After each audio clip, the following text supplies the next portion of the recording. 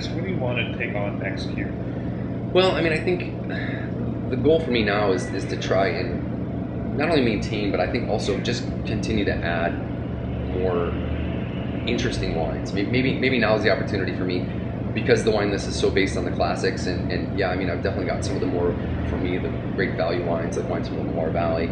But I think maybe now it's an opportunity for me to explore some areas that are really out there, you know, and at the same time, my focus will always be to maintain the quality level that I'm at, and I want to always continue to be looking for new sources and new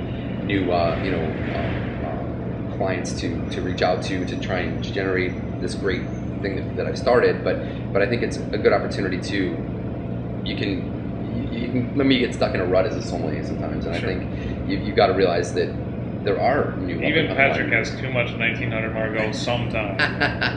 It's always a problem, and I can never find a place to put it. But no, I mean, I think that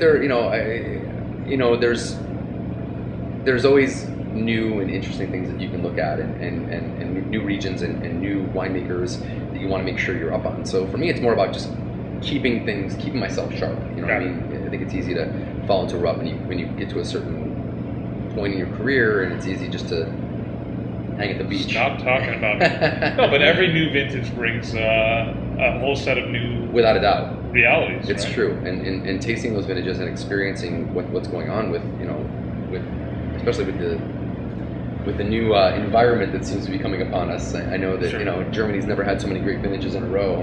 It's incredible the change in Germany. Yeah, it's they're loving the heat there, not necessarily. Well, I've heard stories about growers looking for traditionally bad vineyard sites that would produce less ripe wines because the wines have experienced more ripeness through the heat in that area of the world has come up. And do you find yourself drinking some of these interesting wines at home and thinking, hey, how can I integrate this into the program? Some of these wines that are kind of captivating your interest lately, is that more of on the personal side at home, or maybe when you go out, you have these kind of wines and you thought you might bring it back here, or what definitely. Is the influence? No, I mean, for me, my dining patterns tend to, very much revolve around my neighborhood, which I think Absolutely. in New York everybody does. Very New York thing to do, stay in the neighborhood. Yeah, so I live, downtown in the Lower East Side, and down there. Plenty of great places to be. Yeah, it's true. Yeah, especially for guys that kind of have a more geeky side with their wine attractions. So I find myself spending more time at places like Ten Bells or Great Wine Bar. Yeah, in the Lower East. Or Paul Greco's Terroir, another one that's wonderful sommelier top one. Yeah, so because of the influence of those places that I hang out and tend to drink more wine at, it inevitably affects it.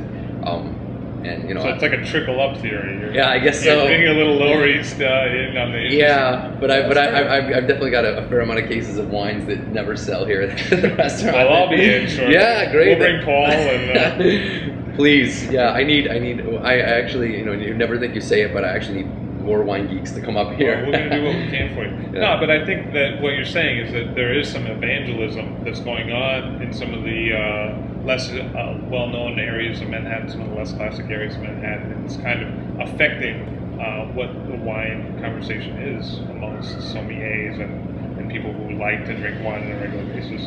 Without a doubt.